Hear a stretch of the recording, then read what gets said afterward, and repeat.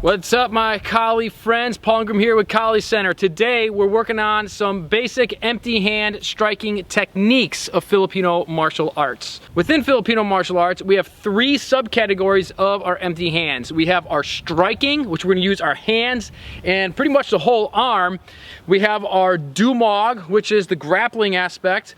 And then we also have what's called the Sikaran, which is the kicking, using our feet, our shins, and our knees. Today we're going to take a look at some of the basic strikes with the hands and with the feet. So if you want to continue your empty hands training with me, maybe see some of the solo training techniques that we can do for the dumog, the grappling, or using the limbs more, like the forearms, elbows, shoulders, head, all that, make sure to let me know down in the comments, and then I can get to making those videos as well. But today we're just going to be focusing on some fundamentals. That way you can get straight to practicing some of the basics. When it comes to the strikes with the hands, we basically have two kind of techniques. We can strike with our closed fist, just like we see in most martial arts, but in Kali we also will strike with the open hand as well. Now typically the open hand strikes are more primary because they keep our hands protected. We're less likely to injure or break our hand. That way we can operate our weaponry, because Kali is a weapon fighting system. But we do have to understand how to also use our hands in the closed fist. And where do we place our closed fist strikes versus where do we place our open hand strikes on our opponent? Let's begin with our closed fist strikes. And when it comes to our striking techniques with our hands, with our arms, there's a few different terminologies that you might come across throughout the Filipino martial arts. You'll hear terminologies like pangamut, or Panantukan, or even suntukan, and that's really going to be dependent on what style or system that you're investigating or that you've been training with. But they're all synonyms for the same thing. You're striking with your hands and arms. Starting with our closed fist strikes, in Panantukan or in pangamut, we have all the classic basic punches of the jab and the cross, the hooks, the uppercuts, and even the overhands. You know, and we're using the flat of the fist, or at least these first two knuckles, just like many other martial arts. Another thing when it comes to the closed fist strikes of Kali is that we actually want to utilize the whole hand. So we will use our underlining knuckles right here, we'll use the top knuckles, and we'll even use the bottom of the hand for our hammer fists. Where should we be striking when it comes to our punching or closed fist strikes on our opponent? Well, when we're looking at using our punches, we want to go mostly to softer tissue on the body, some softer targets, right? So this can be like hitting up into the sternum or right into the solar plexus. This could be hunting that liver, maybe coming up into the spleen. You know, we can even come all the way down into the groin. We can come up into the neck area, and we can even come across where we're looking to really hit right around in that temple area where it's the softer part of the head.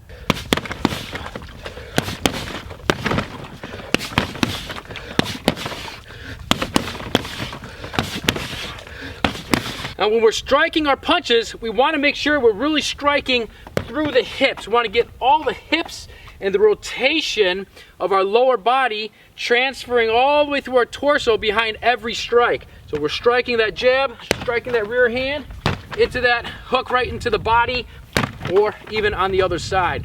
So we want to really work on emphasizing the mechanics, especially in that hip. So sometimes you'll get a little bit of a twisting on the ball of your foot, and that's just really driving the hip behind every single strike. Let's take a look at some other techniques that we can use using the closed fist. As we're climbing up the body, coming to the head, this is where we can start using some of the other areas of the hand. And we can come across right here with the raking knuckles. We call this the rake right here. We can also utilize the back fist. I'll do it with my left hand, these top knuckles right here, or the bottom of the hand coming across on that hammer fist right there, forehand, or on the backhand. Now typically with all of these, whether we are raking, whether we are back fisting, or we are hammer fisting, we really want to go after the softer parts of the head, which is going to be on the horizontal line. this little band that goes right around the head, the eyes, the temple, even the ear. We can even strike down right here at the jaw joint, right here at the mandible right here. We can even strike anywhere in there, but to the side of the head, this is where we really want to hit mostly. This is the softest, weakest part of the skull. So again, we can come across with the raking here. We can strike with the back fist, and that back fist, that backhand, it can be pretty sneaky because it's an angle that a lot of people are not used to dealing with. You know, they might be thinking that, you know, we're coming over on this forehand right here on this kind of more cross or kind of in between a cross and a hook, but then you swoop it to the other side and you're striking with that backhand, or same thing with the lead hand there. Or again, of course, if you really want to maximize power, that hammer fist, using the bottom part of the hand, slamming that right across. Now we can strike this on the horizontal line, forehand or backhand. We can even strike the hammer fist down on a vertical line.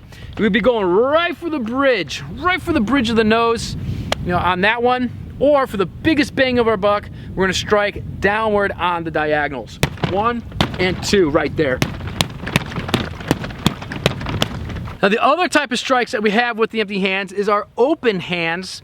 And our first one is our slap. And basically what we're gonna do is we're gonna hold the fingers loosely together and slightly cup the hand. And we're looking to make contact right in the cupping of the hand right here.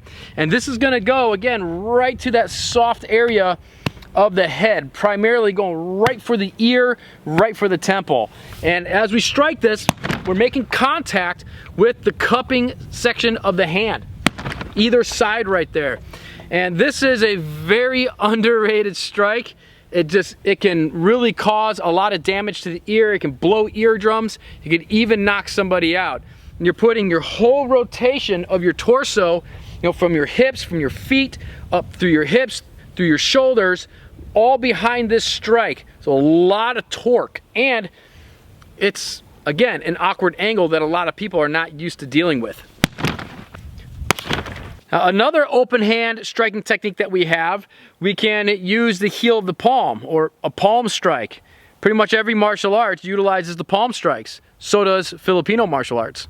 When it comes to our palm strikes, we can strike these in a linear fashion, targeting more harder parts of the body. So we can come right up underneath the chin to throw the head back. We can come right up the nose, breaking that nose.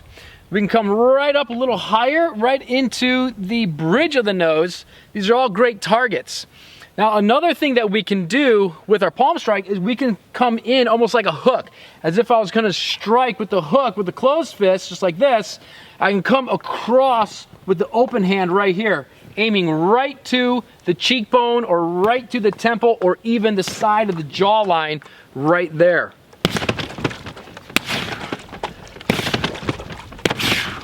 Or once again, we can strike in a linear fashion, coming straight up, straight up.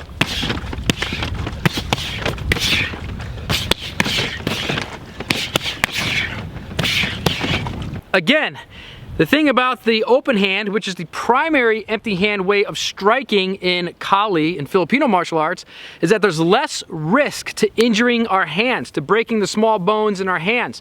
Because again, Kali is a weapon art, and we want to be able to operate our weaponry, whether that's a knife, a sword, a stick, maybe even today, firearms. Gets very difficult to operate weaponry with broken hands. But we need all these different striking techniques because depending on what the situation asks for, you gotta be able to flow with the fight. Let's move it down and take a look at some of our basic kicks. I went ahead and lowered bob because my bob is only a torso, and in Filipino martial arts, or in our kicking, in our Sikaran, we typically only kick to the groin or below. So groin, hip flexor, quad, knee, calf level, ankle, foot stomps, stuff like that. So that's why I got them lower. It's not like I'm fighting a super small person or anything like that. All right, so we have a couple basic kicks here that I could run you through so that way you can start training them. Our first one is our oblique kick. I'm gonna turn my lead foot slightly to internal rotation, and then I'm gonna bring my foot up just like this. I'm gonna bring my knee up nice and high. And from there, I'm going to stomp kind of push my foot out, making contact with the heel, right there. We can even take this lower, which would go right down to the knee. I'm going a little bit high, kind of more into the hip area. Now, when we're training this, if you're ever training this with a partner, you gotta be really kind with these kicks. And we'll take it nice and gentle, either to the hip or to the top of the thigh. But in reality, these kicks are really gonna go to the joints. We could either kick right into the hip flexor, which is gonna cause the body to fold. It's not really gonna be painful, but it'll cause the structure to break, and then we could follow up with other strikes, do-mog, weapon deployments, all that stuff. Or we'd be kicking down to the knee. Obviously, that would severely damage the knee. Or it's the same technique that would be coming all the way down, foot stomping through the ankle. But this is the oblique kick right here. Just make sure that you turn your foot, your lead foot, somewhat, just a little bit, to internal rotation. And then you're gonna bring this up as high as you can. You want that knee, the higher the knee, then the higher the kick. And the more options you have with your kick. If you go low, you can't come back up high. So it's better to start high, and then if you needed to change the target down to the knee or ankle, it's a lot easier to do that than thinking that you're gonna go for the knee, but then you needed to come up. Okay? So always start high, and then kick it through. Our next kick is the cut kick, and this is basically our round kick. We have a couple different types of round kicks when it comes to Kali. We do have the snappy kind, just like this, like you see in a lot of other martial arts. And when it comes to contact with this, we can make contact with the top of the foot. Typically, if we have shoes on or what, we can make contact with the toe or the ball of the foot. And we also make contact with the shin as well. If we're closer, we'll even make contact with the knee. Then it's just a round knee. But we also have what's called the cut kick. And the cut kick, we're not really snapping this out. It's more like a bolo. It's called the cut kick because it comes from the bolo, or the short sword. And this is like as if I'm cutting upwards, an ascending cut. It's the same thing right here. So I'm basically just gonna swing my leg coming upward, boom, right there. Now again, I'm kicking a little bit high, but just because that's what Bob gives me to work with. But typically, this kick would be going right for the side of the knee, maybe a little bit more behind, looking to damage the hamstring right there or damage the knee. So again, we're just gonna pivot. This one, we're gonna have external rotation, pivoting the outside, just like a classic roundhouse kick. Typically, we're gonna step with that. We're not just gonna pivot the foot, we're gonna step with it and then come up into that cut kick right there. The cut kick, we're going to use the shin to make contact with. If we're a little bit closer, we can go ahead and use the knee. That would be a round knee. The last kick I want to give you for today is the side kick. Very classic kick in martial arts. Typically, the way that we're gonna set this one up is we're gonna step off to the side. So it's not just a side kick because we kick sideways. It's also a side kick because we're gonna step to the side and then kick from what we call the angle, or the forward triangle angle right here. So I'm gonna step to the side to set this one up.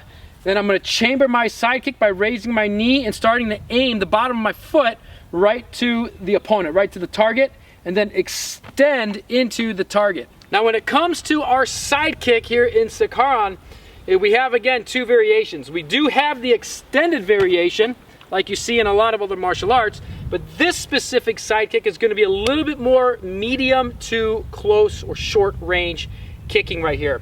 And once we do this, we're not really gonna want to get this extension here like you do in kind of more the long distance side kicks. We're going to more so fall into the kick. Okay, kind of hard to do here with Bob, but I'm gonna kind of more drop my weight into the kick right here, right into it. So we don't want this extension. We're not looking to cause distance with this particular kick. We're looking to close the distance with this particular kick. So again, the targeting on this one, we're not looking to kick them in the stomach or in the chest because we don't want to create distance. We're going right to the joints. We want to strike and kick right into the joint of the hip, or we can come down and kick right into the joint of the knee. But again, we're going to kind of more drop into that, and this allows us to continue the forward pressure, the forward momentum, and the forward follow-up.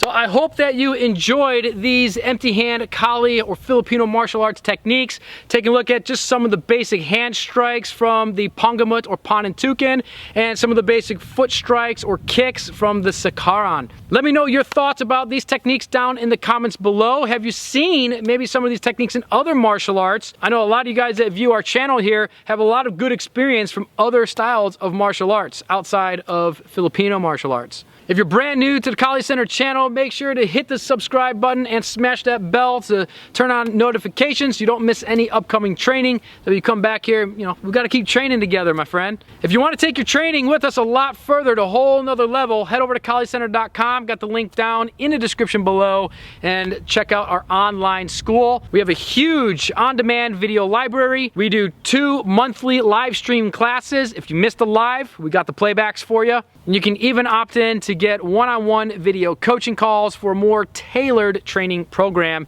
specific to your needs and wants. All right, go get training, go get practicing, and I'll catch you back here next time.